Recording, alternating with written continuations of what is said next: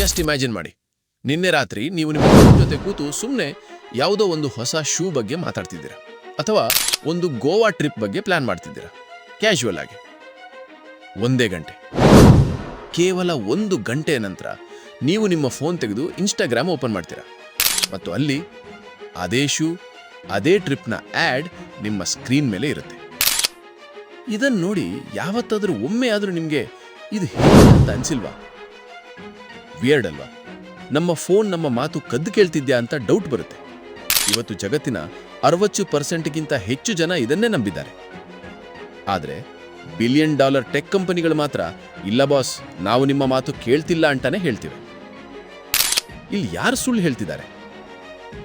ನಿಮ್ಮ ಸ್ವಂತ ಅನುಭವವಾ ಅಥವಾ ಆ ಟೆಕ್ ಕಂಪನಿಗಳ? ಇದು ಸತ್ಯ ಅಂತ ತಿಳ್ಕೊಂಡ್ರೆ ನೀವು ನಿಮ್ಮ ಫೋನ್ ನೋಡೋ ದೃಷ್ಟಿನೇ ಬದಲಾಗುತ್ತೆ. 1 ನಿಮಿಷ, ನಾವೆಲ್ಲರೂ ಫೋನ್ ನಮ್ಮ ಮಾತು ಕೇಳ್ತಿದೆ ಅಂತ ನಂಬಕ್ಕೆ ಒಂದು ಸ್ಟ್ರಾಂಗ್ ರೀಸನ್ ಇದೆ, ನಮ್ಗಾಗೋ ಎಕ್ಸ್ಪೀರಿಯನ್ಸ್ ಆಗಿದೆ. ಆದರೆ ಲಾಜಿಕ್ ಆಗಿ ಯೋಚನೆ ಮಾಡಿದರೆ ಫೇಸ್ಬುಕ್ ಅಥವಾ ಗೂಗಲ್ ನಿಮ್ಮ ಮಾತು ಕೇಳಿ ಆ್ಯಡ್ ಕೊಡ್ತಾವೆ ಅನ್ನೋದು ಟೆಕ್ನಿಕಲಿ ಇಂಪಾಸಿಬಲ್. ಯಾಕೆ ಅಂತ ಯೋಚನೆ ಮಾಡಿದ್ದೀರಾ? ಮೊದಲನೇದು, ದ ಡೇಟಾ ನೈಟ್ ಮೇರ್. ಒಮ್ಮೆ ಇಮ್ಯಾಜಿನ್ ಮಾಡಿ, ಕೋಟ್ಯಾಂತರ ಜನರ ಫೋನ್ 24/7 ಆಡಿಯೋ ರೆಕಾರ್ಡ್ ಮಾಡಿ ಆ ಡೇಟಾವನ್ನು ಸರ್ವರಿಗೆ ಕಳಿಸಿದ್ರೆ ಏನಾಗ್ಬೋದು? ನಿಮ್ಮ ಫೋನ್ ಬ್ಯಾಟ್ರಿ ಮಧ್ಯಾಹ್ನದ ಒಳಗೆ 0 ಆಗತ್ತೆ, ಅವರ ಸರ್ವರ್ಗಳು ಬ್ಲಾಸ್ಟ್ ಆಗ್ತವೆ. ಮತ್ತು ಎರಡನೇದು, ಇದು ಲೀಗಲ್ ಆಗಿ ಅತಿ ದೊಡ್ಡ ಕ್ರೈಮ್. ಒಮ್ಮೆ ಏನಾದರೂ ಇದು ಪ್ರೂವ್ ಆದರೆ ಆ ಕಂಪನಿಗಳ ಮೇಲೆ $1 ಟ್ರಿಲಿಯನ್ ಫೈನ್ ಬೀಳುತ್ತೆ, ಜೈಲಿಗೆ ಹೋಗ್ಬೇಕಾಗತ್ತೆ. ಯಾವ ಬಿಲಿಯನೇರ್ ಕೂಡ ಕೇವಲ ಒಂದು ಶೂ ಮಾರಲೋಕೆ ಇಷ್ಟೊಂದು ದೊಡ್ಡ ರಿಸ್ಕ್ ತಗೊಳ್ಳಲ್ಲ. ಆದರೆ ಇಲ್ಲೇ ಸ್ಟೋರಿ ಇಂಟ್ರೆಸ್ಟಿಂಗ್ ಆಗೋದು. ಅದು ನಿಮ್ಮ ಮಾತು ಕೇಳ್ತಿಲ್ಲ, ಡೈರೆಕ್ಟ್ ಆಗಿ ನಿಮ್ಮ ಮೈಂಡನ್ನೇ ಓದ್ತಿದೆ. ಹೇಗೆ ಅಂತೀರಾ? ಜಸ್ಟ್ ಈ 3 ಸೀಕ್ರೆಟ್ಸ್ ಕೇಳಿ, ನೀವೇ ಶಾಕ್ ಆಗ್ತೀರಾ. Layer 1, network effect. ನೀವು ನಿಮ್ಮ ಫ್ರೆಂಡ್ ಜೊತೆ ಕೂತು ಕಾಫಿ ಕುಡಿಯುವಾಗ ನಿಮ್ಮ ಫೋನ್ ಸುಮ್ಮನೆ ನಿಮ್ಮ ಜೇಬಲ್ ಬಿದ್ದಿರುತ್ತೆ ಅನ್ಕೊಳ್ಳಿ. ಆದರೆ ಆ ಫೋನ್ನ GPS, ಬ್ಲೂಟೂತ್ ಅಥವಾ ನೀವಿಬ್ರೂ ಕನೆಕ್ಟ್ ಆಗಿರೋ ಒಂದೇ ವೈಫೈಯಿಂದ ಓಹೋ ಇವರಿಬ್ರು ಈಗ ಒಟ್ಟಿಗೆ ಇದ್ದಾರೆ ಅಂತ ಅಲ್ಗಾರಿದಮ್ಗೆ ಪಕ್ಕಾ ಗೊತ್ತಾಗ್ಬಿಡುತ್ತೆ.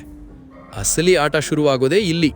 ನೀವು ಆ ಶೂ ಬಗ್ಗೆ ಗೂಗಲ್ ಮಾಡಿಲ್ಲ ನಿಜ, ಆದರೆ ನಿಮ್ಮ ಫ್ರೆಂಡ್ ಹೋದ್ವಾರ ಅದ್ರ ಬಗ್ಗೆ ಸರ್ಚ್ ಮಾಡಿದ್ದಾನಲ್ವಾ, ಅಥವಾ ಯಾವುದೋ ರೀಲ್ಸ್ ನೋಡಿ ಲೈಕ್ ಮಾಡಿದ್ದಾನಲ್ವಾ? ಇಲ್ಲಿ ಅಲ್ಗಾರಿದಮ್ ಲೆಕ್ಕಾಚಾರ ತುಂಬಾನೇ ಸಿಂಪಲ್. ಇವರಿಬ್ರು ಕ್ಲೋಸ್ ಫ್ರೆಂಡ್ಸ್, ಸೊ ಇವನಿಗೆ ಇಷ್ಟ ಆಗಿರೋ ಬ್ರ್ಯಾಂಡ್ ಇವನ ಫ್ರೆಂಡ್ಗೂ ಇಷ್ಟ ಆಗೇ ಆಗತ್ತೆ. ಅದಕ್ಕೆ ಆ ಆ್ಯಡ್ ಆಟೋಮೆಟಿಕ್ ಆಗಿ ನಿಮ್ಮ ಫೀಡ್ನಲ್ಲೂ ಬಂದ್ಬಿಡುತ್ತೆ. ಆಯಿತು, ಇದು ಫಸ್ಟ್ ಪಾಯಿಂಟ್. ಆದರೆ 1 ನಿಮಿಷ ಲಾಜಿಕ್ ಆಗಿ ಯೋಚನೆ ಮಾಡಿ. ಆ shoe topic first of all ನಿಮ್ಮ ತಲೆಗೆ ಬಂತು ಹೇಗೆ? ಆಕಾಶದಿಂದ ಬಿತ್ತಾ? ಚಾನ್ಸೇ ಇಲ್ಲ. ಇದಕ್ಕೆ ಕಾರಣ ಲೇಯರ್ 2, ಸಬ್ ಕಾನ್ಷಿಯಸ್ ಪ್ರೈಮಿಂಗ್. 1-2 ದಿನದ ಮುಂಚೆ ನೀವು ಸುಮ್ಮನೆ ಮೊಬೈಲ್ ಸ್ಕ್ರಾಲ್ ಮಾಡ್ತಾ ಇರ್ತೀರಾ. ಆಗ ಯಾವುದೋ ಒಂದು ವಿಡಿಯೋದಲ್ಲಿ ಒಬ್ಬ ಇನ್ಫ್ಲೂಯೆನ್ಸರ್ ಅದೇ ಶೂ ಹಾಕಿದ್ದ. ನೀವದನ್ನು ನೋಡಿದ್ದು ಬರೀ 2-3 ಸೆಕೆಂಡ್ಸ್ ಅಷ್ಟೇ, ನಿಮಗದು ನೆನಪೂ ಇರಲ್ಲ. ಆದರೆ ನಿಮ್ಮ ಬ್ರೈನ್ ಸಬ್ಕಾನ್ಷಿಯಸ್ ಆಗಿ ಅದನ್ನು ರಿಜಿಸ್ಟರ್ ಮಾಡ್ಕೊಂಡ್ಬಿಡ್ತು. ಅಷ್ಟೇ ಅಲ್ಲ, ಫೋನ್ನ ಅಲ್ಗಾರಿದಮ್ ಕೂಡ ಅದನ್ನು ನೋಟ್ ಮಾಡ್ಕೊಂಡಿರುತ್ತೆ. ಇವನು ಈ ವಿಡಿಯೋನ ಸ್ಕಿಪ್ ಮಾಡದೆ 3 ಸೆಕೆಂಡ್ ಎಕ್ಸ್ಟ್ರಾ ನೋಡಿದ್ದ ಅಂತ. ಆ ಸಬ್ಕಾನ್ಷಿಯಸ್ ಮೆಮರಿಯಿಂದಾನೇ ನೀವು ಫ್ರೆಂಡ್ ಸಿಕ್ಕಾಗ ಕ್ಯಾಶುವಲ್ ಆಗಿ ಆ ಶೂ ಬಗ್ಗೆ ಮಾತಾಡಿದ್ದು. ಇಲ್ಲಿವರೆಗೂ ಓಕೆ. ಆದರೆ ಈಗ ನಾನು ಹೇಳೋ 3ನೇ ಲೇಯರ್ ಇದೆಯಲ್ಲ, ಇದು ಈ ಟೆಕ್ ಕಂಪನಿಗಳ ಅಸಲಿ ಬ್ರಹ್ಮಾಸ್ತ್ರ, ಪ್ರಿಡಿಕ್ಟಿವ್ ಅನಾಲಿಟಿಕ್ಸ್. ಬಾಸ್, ಈ ಕಂಪನಿಗಳಿಗೆ ನಿಮ್ಮ ಮಾತು ಕೇಳಿಸ್ಕೊಳ್ಳೋ ಅಗತ್ಯನೇ ಇಲ್ಲ. ಯಾಕಂದ್ರೆ ನಿಮ್ಮ ಸಾವಿರಾರು ಡೇಟಾ ಪಾಯಿಂಟ್ಸ್ ಆಲ್ರೆಡಿ ಅವರ ಹತ್ರ ಇದೆ. ಉದಾಹರಣೆಗೆ, ನಿಮ್ಮ ವಯಸ್ಸು 23, ಇತ್ತೀಚೆಗೆ ನೀವು ಯಾವ ಥರ ಕಂಟೆಂಟ್ ನೋಡ್ತಿದ್ದೀರಾ, ಹಳೆ ಶೂ ತಗೊಂಡು ಎಷ್ಟು ದಿನ ಆಯಿತು, ವೀಕೆಂಡಲ್ಲಿ ಎಲ್ಲಿಗೆ ಹೋಗ್ತೀರಾ, ಇದೆಲ್ಲ ಅವ್ರಿಗೆ ಅಪ್ ಟು ಡೇಟ್ ಗೊತ್ತು. ಈ ಅಲ್ಗಾರಿದಮ್ ಇದೆಲ್ಲವನ್ನು ಮಿಲಿ ಸೆಕೆಂಡ್ಗಳಲ್ಲಿ ಲೆಕ್ಕ ಹಾಕ್ಬಿಡುತ್ತೆ. ಆಮೇಲೆ ಈಗ ಇವನಿಗೆ ಹೊಸ ಶೂ ಬೇಕಾಗೋ ಚಾನ್ಸಸ್ 85% ಇದೆ ಅಂತ ಪಕ್ಕ ಡಿಸೈಡ್ ಮಾಡುತ್ತೆ. ಅಂದರೆ ಅದು ನಿಮ್ಮ ಮಾತು ಕೇಳ್ತಿಲ್ಲ, ಬದಲಾಗಿ ನಿಮ್ಮ ಹವ್ಯಾಸಗಳನ್ನ, ಪ್ಯಾಟರ್ನ್ಗಳನ್ನ ಅಬ್ಸರ್ವ್ ಮಾಡಿ ನಿಮಗಿಂತ ಮುಂಚೆನೆ ನಿಮ್ಮ ನೆಕ್ಸ್ಟ್ ಮೂವನ್ನು ಗೆಸ್ ಮಾಡ್ತಿದೆ.